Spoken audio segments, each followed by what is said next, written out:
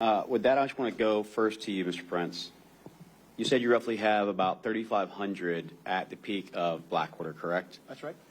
Secret Service currently has approximately 7,000, approximately.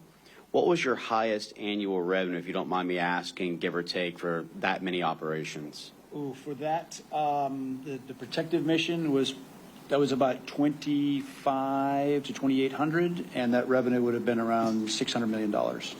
So $600 million for that. Again, that's deploying in a war zone where 41 of our men, my men, were killed. So in safe action. to say, if you had $3.3 billion allocated to you, you could have done some even more miraculous things with resource and assets, correct?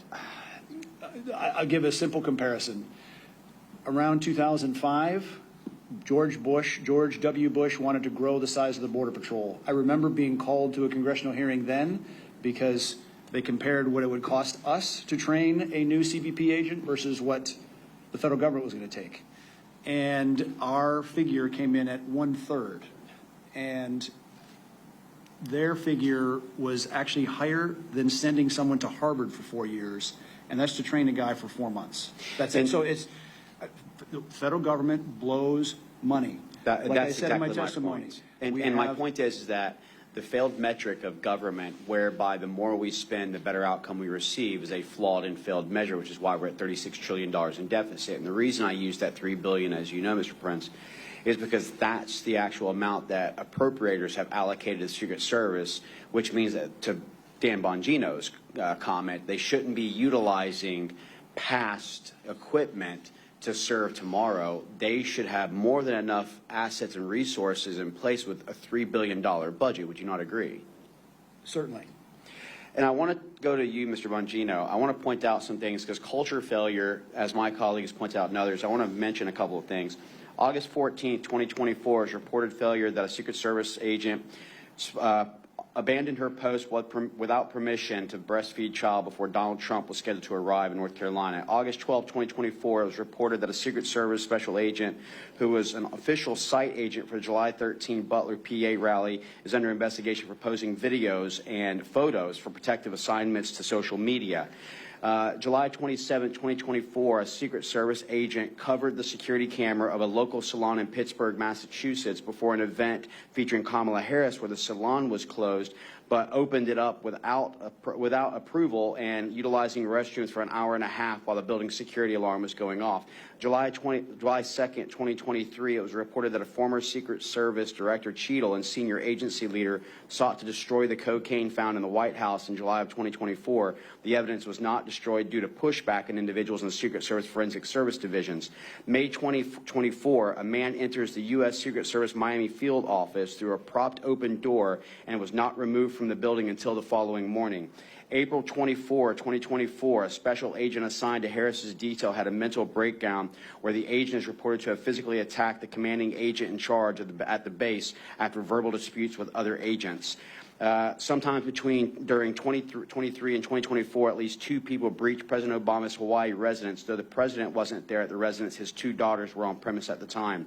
April 2023, a drunken intruder entered the home of National Security Advisor Jake Sullivan in the middle of the night. The man was able to gain access to Sullivan's home despite 24/7 Secret Service protective services in Sullivan due to the sensitive nature of his position.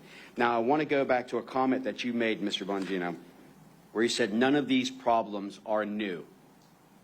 I think just the list of those that I've just mentioned shows that this is not a new problem, but has existed for quite a while. And with a $3 billion annual budget, I would think that we would start evaluating those mistakes to make those corrective actions. Would you agree with the things that I've listed, with the budget that is allocated, that there should be a much better provision of security for protectees than what you're seeing today?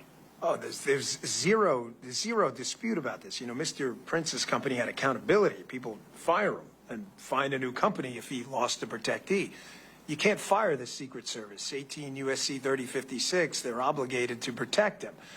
The Secret Service has a culture problem, Congressman. I was an instructor in our training academy in Beltsville, Maryland for 3 years. I ran operations over there, taught investigations over there, spent a little time in the control tactics unit.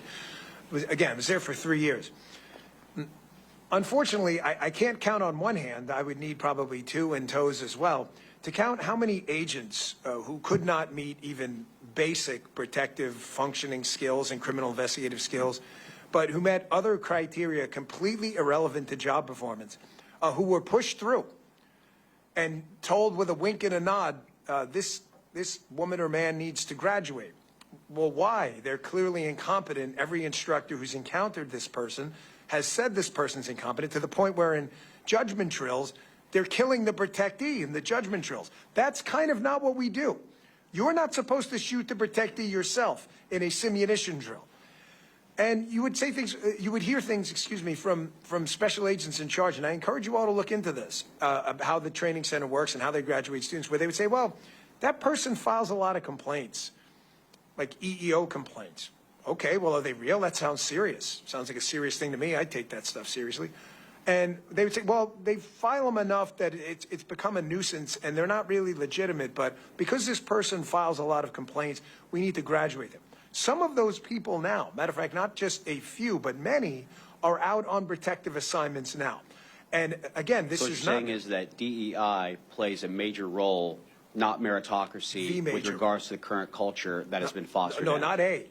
No, the major role. The Secret Service right now is dominated by DEI. It's not a role. It's the role. You ask agents on the president... And I think that everyone's heard me say before, DEI equals DIE. You know, DEI stands for didn't earn it. And Well, we need it to did be for very Corey cautious in how Comparator. we So do this. ask his family. Correct. I just want to move on briefly with the time. Mr. Schaefer, I just need you to kind of confirm the no's. And when I say confirm the no's, you'll understand. Didn't take the communication platform that was given by local forces, correct? That's correct. Didn't take the surveillance drone offered by local forces, is that correct? That is correct. Didn't show up for the morning briefing to ensure that last-minute planning could be accounted for. That is correct. Didn't take any necessary measures to talk to the Kubota dealer, who was 400 yards away, to the 12 o'clock direct line of sight, to even see whether or not they could gain access to that rooftop or talk to the owner. That is correct. Did not access the water tower, which has the highest vantage point, and provide oversight that would have also looked at the AGR building. That is correct. You know, I'm looking at all this and I'm noting a lot of no's, of things that didn't happen. And unfortunately, because we've allowed this to go on for weeks and weeks, we're now going to be faced with the fact that they're going to be memorializing all these documents to reflect July 9, July 10, July 11, dotting I's, crossing T's that wasn't actually going forward. Now, I want to ask you something, Mr. Prince, because you know this all too well about counterterrorism operations. We know for a fact that we have an open border with roughly 10 million people that's come across. We know that cartels are cheering on President Joe Biden as the employee of the month every single month. When you think about 2018, where you had $500 million in revenue from cartel, to now $13+ billion in revenue. If you knew a president was coming in that would put things like Romania and Mexico back in place, secure our borders, and cut your revenue, you have the training, you have the assets, you have the revenue, would you deem that person as a threat and want to take that individual out? It's a very simple answer, because you can see what they did in the last Mexican election that just happened a few months ago. They killed 27 conservative candidates, assassinated while campaigning. And noting that you had the successful counterterrorism operation that eliminated the shadow master Qasem Soleimani of Quds Force, as well as for Abu Mahdi al-Mohandes, who led the Iranian proxy militias of Iraq, would you deem that as them declaring a fatwa to increase your threat profile as an individual protectee? Certainly the Iranians would see it as a risk worth taking. And you also note that a question that needs to be asked of the FBI is that on July 12th, a 46-year-old Pakistani male named Burjan was actually captured, who had also plotted assassination against President Donald J. Trump and 35 elected officials. The question is how did you think an individual who's on a terrorist watch list, landed in Houston, Texas, was questioned by the FBI, and I would love to hear his answers because they must have been spectacular, and then released, noting that this individual flew from Pakistan to Iran for 4 days prior to this? Would you note that as very questionable? Again, you can put him in the long list of other people that don't belong here, that our federal government is failing to do their job. Thank you. With that, I have run out of my time. I will now hand it over to the Honorable Chip Roy for 10 minutes.